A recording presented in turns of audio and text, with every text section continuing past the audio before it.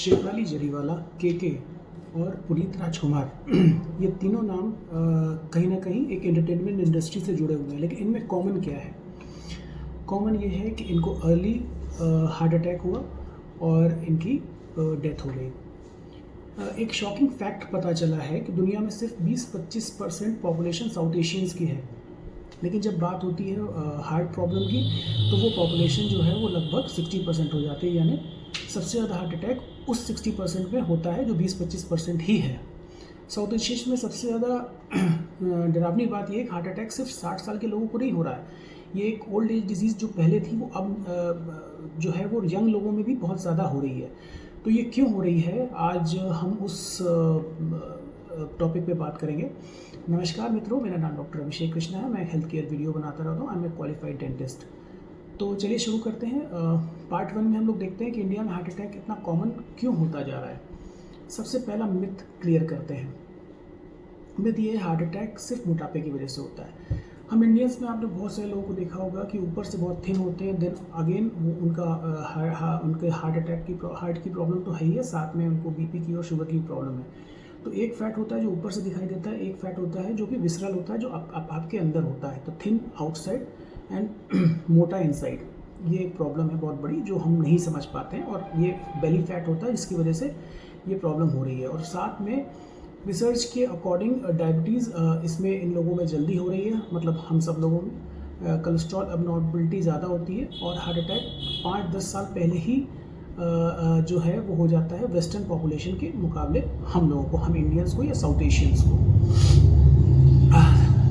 Part 2 में हम discuss करते हैं जेनेटिक जो रिस्क हमारे अंदर हो गया है। जेनेटिक रिस्क में बेसिकली इंडियंस का एक डीएनए फैक्टर भी सामने आया है। अब बात डॉक्टर्स कहते हैं कि साउथ एशियंस में इनहेरिटेड एक टेंडेंसी होती है जिसमें हाई ट्राइग्लिसराइड और लो एचडीएल, हाई लाइपोप्रोटीन और इंसुलिन रेजिस्टेंस बहुत ज़्यादा पाया जा रहा है।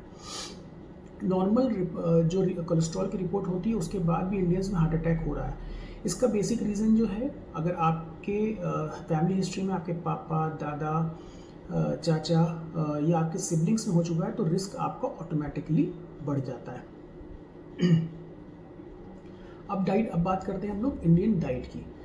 तो डाइट में जो हमारा हमको ऐसा लगता है जब हम बात करते हैं तो हमारा एक कहना चाहिए गुरूर है कि हमारा इंडियन खाना बहुत ज़्यादा हेल्दी है, बट एक्चुअली में बहुत ज़्यादा हेल्दी नहीं है। अगर आप देखें तो हमारी बेसिक डाइट अगर आप देखें तो हम सब चावल ज़्यादा खाते हैं, रोटी खाते हैं। हमारा जो बेसिक फूड स्ट्रक्चर है वो कार्बोहाइड्रेट बेस्ड है और कुछ हद तक फैट बेस्ड है। प्रोटीन हमारी डाइट में ना के बराबर है और प्रोटीन को हम लोग बहुत ज़्यादा सीरियसली नहीं लेते हैं। तो इसमें क्या है कि आज का कॉमन डाइट हमारी क्या हो गई है? एक तो हो गई है एक्सेसिव वाइट राइस हो गई है, मैदा हो गया है, फ्राइड स्नैक्स हो गया है, शुगरी स्नैक्स हो गया है, सॉफ्ट ड्रिंक हो गया है, बेकरी फूड्स हो गया, ओवर ईटिंग जो हम लोग ज़्यादातर लोग करते हैं, और लो प्रोटीन इंटेक। अब आप अगर एक थाली देखिए जिसमें आप को लगेगा कि हम लोग सही खाना खा रहे हैं। हम लोग दालों को समझते हैं कि बहुत प्रोटीन है, बट प्रोटीन बहुत ज़्यादा उसमें नहीं होता है।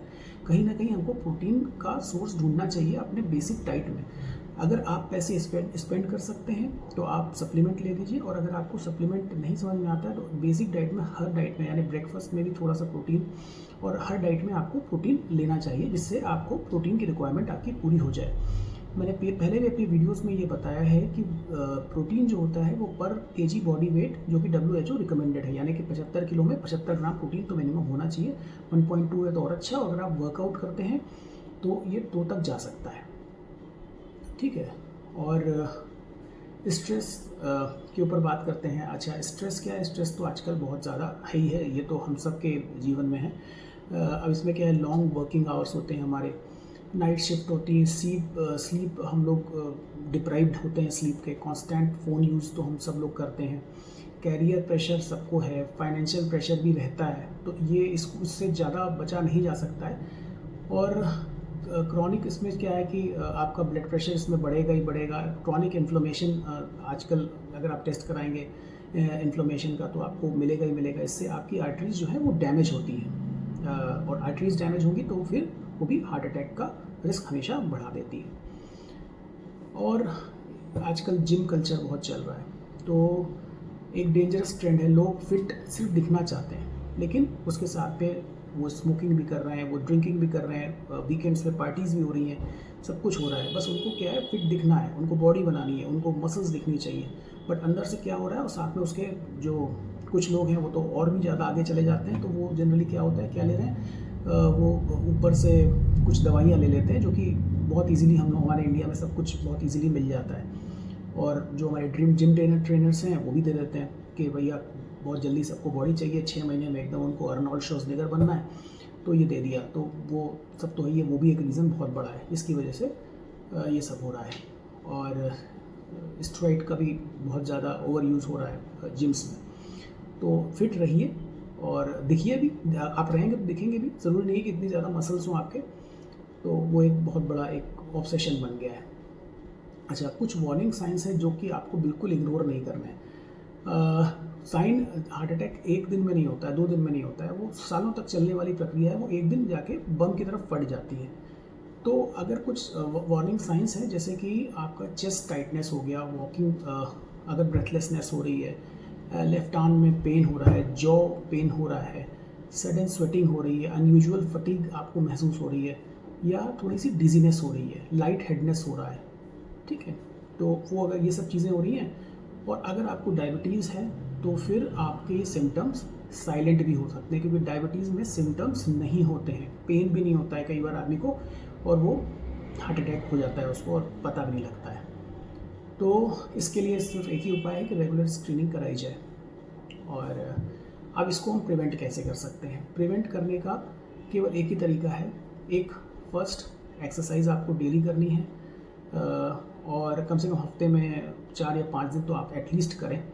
और हमारे कुछ जो सीनियर डॉक्टर्स हैं वो तो ये तक बोलते हैं कि 45 मिनट्स टू 1 आवर आपको करना चाहिए, इससे कम में नहीं करना। अपना वेस्ट का बहुत ख्याल रखें। वेस्ट मतलब आपकी जो वेस्ट लाइन है वो उसमें चर्बी नहीं होनी चाहिए, वेस्ट आपकी पतली होनी चाहिए। डाइट को इम्प्रूव करिए। डाइट को इम्प्रूव करने के लिए प्रोटीन आपको ज़्यादा लेना है, fruits and vegetable, fibre intake आपको बढ़ाइए, और शुगरी ड्रिंक्स बिल्कुल बंद ही कर दीजिए। कोका कोला, पेप्सी, इस टाइप की चीज़ें जितनी भी शुगरी हैं वो आप बंद कर दीजिए। एक बहुत बड़ा रीज़न जो है वो बहुत है कि स्लीप डिप्राइव्ड हम सब लोग हैं। स्लीप हमको कायदे से लेनी चाहिए, क्योंकि 8 घंटे तो मिनिमम होने ही चाहिए। मिनिमम 6 घंटे तो होना ही चाहिए, 6 से 8 घंटे। अगर आप नहीं 8 घंटे कर पाते हो तो करिए। और मोबाइल फ़ोन का एडिक्शन तो सबको है, तो उसको थोड़ा सा कम करना चाहिए, क्योंकि उसकी जो लाइट्स होती है ना वो भी डिस्टर्ब करती हैं नींद में। जब आप सो के उठते हो कई बार, तो टाइम देखने के लिए बहुत सारे लोग उठते हैं, तो मैं देखता हूँ वो भी एक प्रॉब्लम है कि टाइम देखने के लिए उठे और फिर जग रहे, रात में सो ही नहीं रहे। और एक तो ये हो गया। दूसरा क्या है, रेगुलर स्क्रीनिंग बहुत ज़रूरी है। तो रेगुलर स्क्रीनिंग में बाकी तो आपके जो डॉक्टर्स हैं वो आपको बताएंगे कि क्या टेस्ट होना चाहिए, लेकिन बेसिक कुछ टेस्ट होते हैं, जैसे लिपिड प्रोफाइल, H1B/AC हो गया डायबिटीज़ के लिए, और ब्लड प्रेशर, और लाइपोप्रोटीन हिस्ट्री जो आपकी फैमिली में चलती है। लाइफस्टाइल मॉडिफिकेशन अगर आप करेंगे तो बहुत हद तक सिग्निफिकेंटली आपका जो रिस्क होता है हार्ट का वो काफ़ी रिड्यूस हो जाता है। और सबसे बड़ी बात, हार्ट अटैक एक दिन में नहीं होता, वो काफ़ी सालों तक चलने वाली प्रक्रिया है। और इंडियन पॉपुलेशन में क्योंकि हमारी जेनेटिक्स थोड़ी सी इस मामले में अच्छी नहीं है, इसलिए ये एक प्रॉब्लम है जो हम लोग को ज़्यादा होती है। बाकी लोग खाना पचा लेते हैं, दे ईट सो मच, बट उसके बाद भी बचा लेते हैं। तो अब हम तो ऐसे नहीं बन सकते, अपना जेनेटिक्स तो नहीं चेंज कर सकते, तो अपनी लाइफस्टाइल मॉडिफिकेशन से हम उसको ठीक कर सकते हैं।